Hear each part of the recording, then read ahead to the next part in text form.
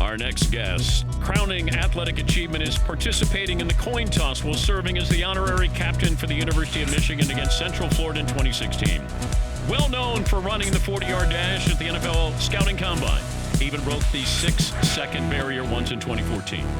A proud Jets fan, he has mistakenly believed that they were going to turn things around for as long as he can remember, and swears this year his alma mater, Michigan, will finally beat Ohio State. He's a dear friend of the show, even though he's no Dan Bickley. Please welcome the popular host for the NFL Network, Rich Eisen! Also, the Rich Eisen Show on DirecTV Audience Network, Channel 239, right after this show. And Rich Eisen joins us on the program. How many years at the NFL Network now? Super Bowl covering for the NFL Network. How many? 16. 1-6. Do you remember your first one? Because we weren't sure. Yeah. We weren't sure what the NFL Network was when it launched. We were 11 weeks old for the first Super Bowl that we covered, which was the end. We came up the Tuesday of week 11 of the 2003 season is when we launched.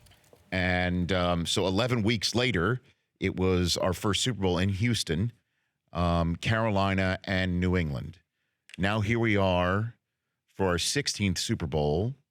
It's the Rams in New England. And of our 16 Super Bowls is the 8th that the Patriots are involved in. They've been involved in half of the Super Bowls that the NFL Network has covered. Half.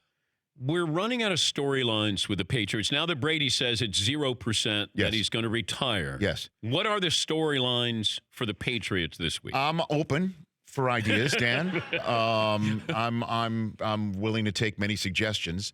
My favorite one, as you know, because when we, in our business, we have some people who fill the time by coming up with the most bizarre yet clickable ideas. My favorite one that I'm predicting will happen is at some point we're going to get a Brady legacy question that if he, in fact, loses this game, he will just be a mere 5-4 in Super Bowl. We'll ignore the fact that he's in an absurd 9 Super Bowls, which we'll never see again with any quarterback as long as football is played, I'd imagine. But we've already done this with LeBron.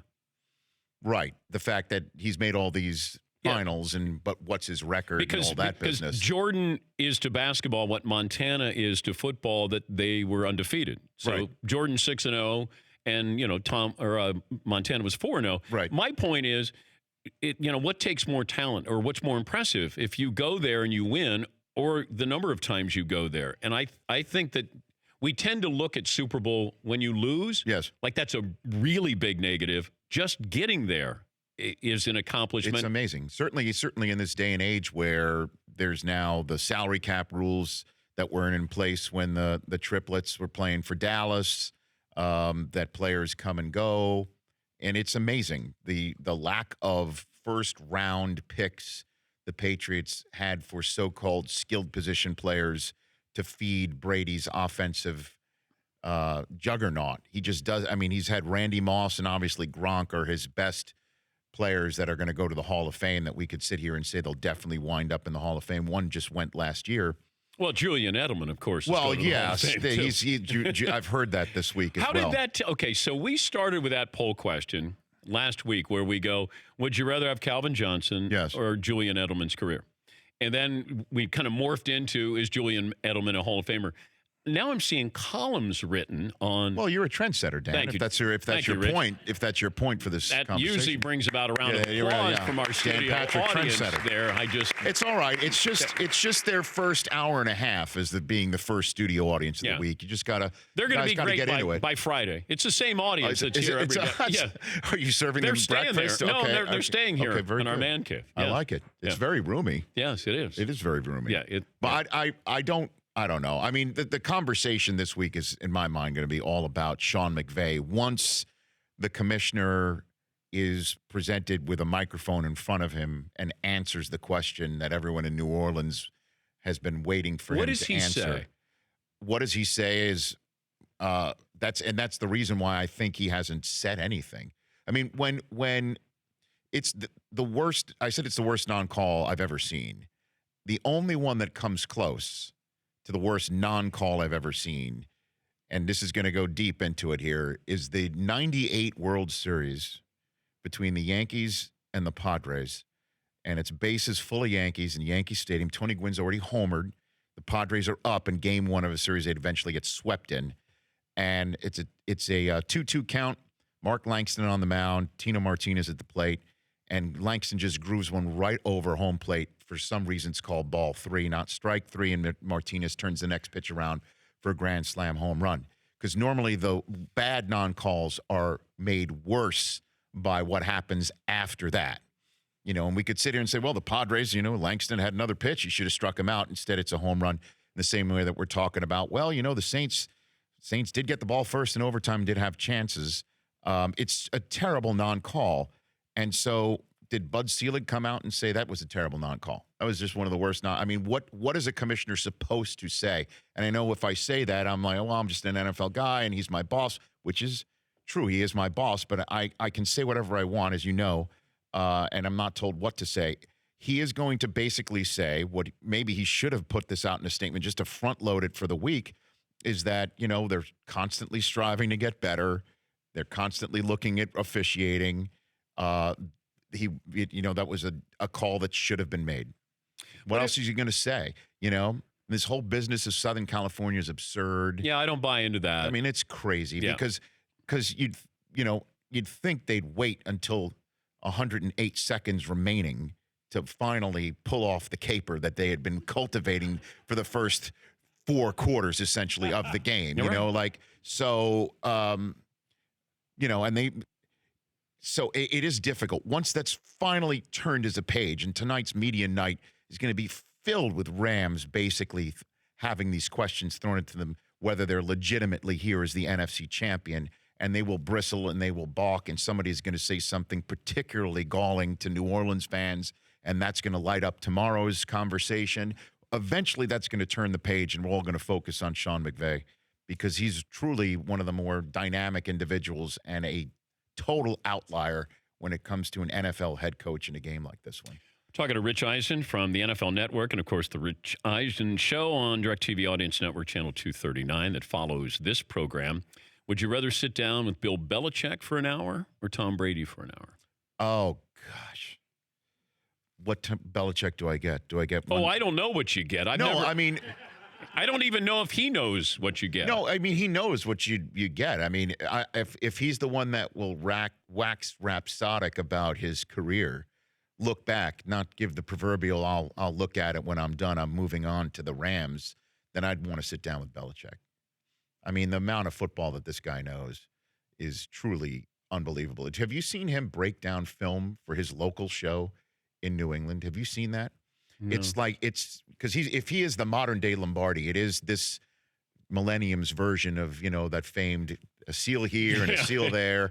And he is just breaking down film, and it is remarkable how much he enjoys it and how into it he is. And then he playfully makes remarks with Scott Zolak, which is words I never thought I'd say into a microphone, but it is something that shows you who he is normally when you don't get him in front of a microphone in a massive media setting.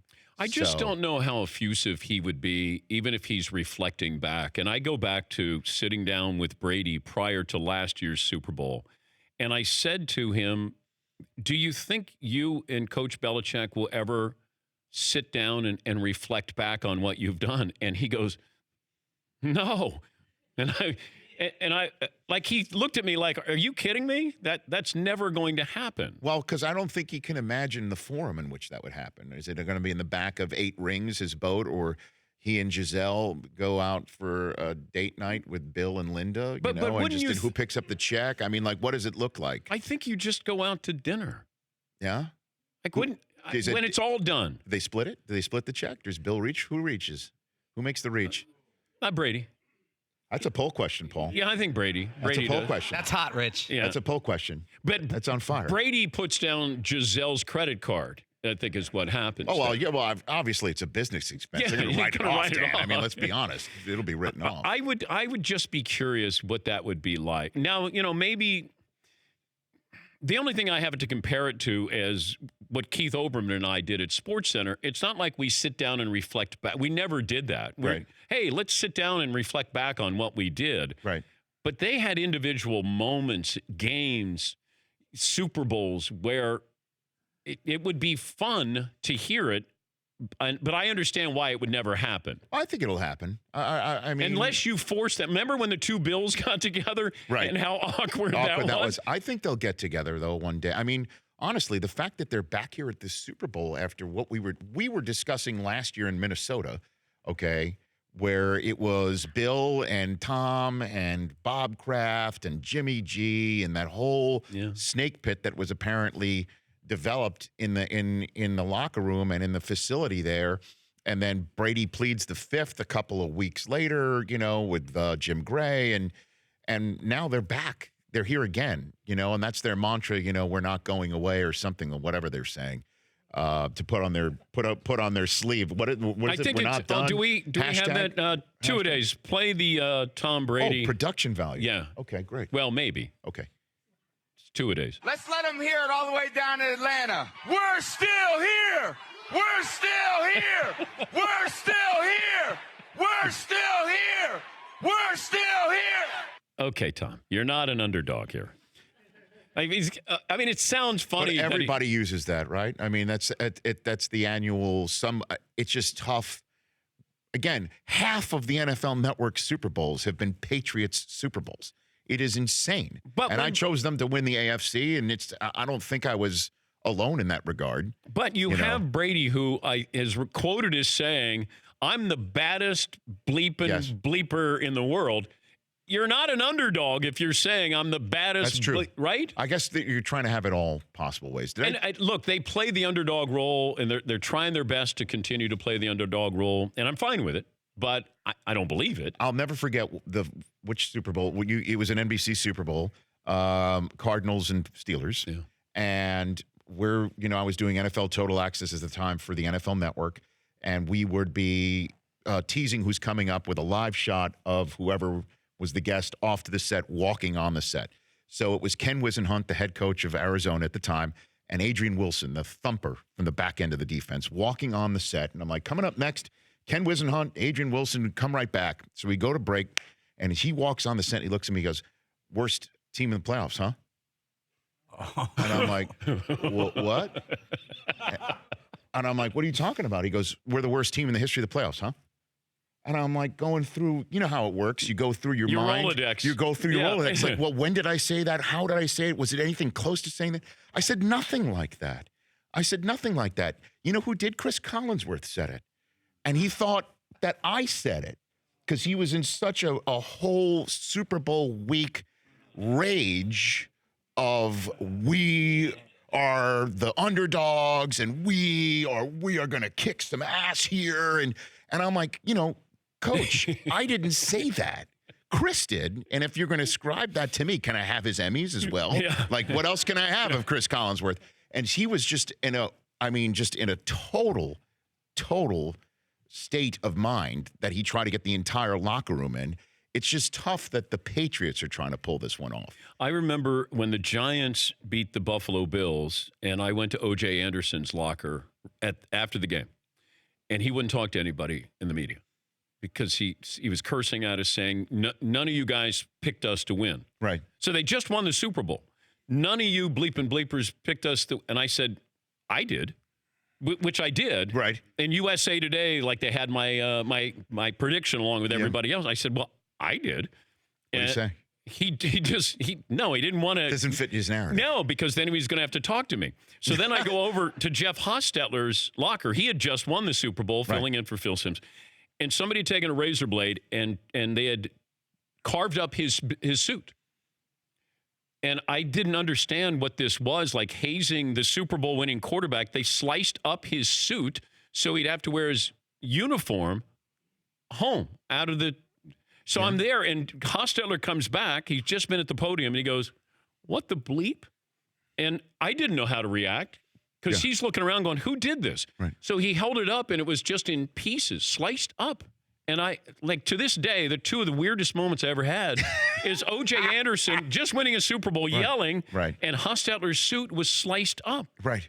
And, like, they just won. Right. It's kind of crazy how sometimes the reaction happens. I mean, the phrase that I've heard over and over again, again, this is my 16th Super Bowl I'm covering, that I still will never understand by somebody who wins is no one can ever take this away from me. Yeah. And I'm like, well, who's attempting to actually take it from you? Come on, give it to me. Like, who is actually, no. Who's going to try and do that? It makes no sense. Who's on the show? You are first up. I'm on the show. All righty. Tony Baselli is going to stop by after he stops by with you. Yeah.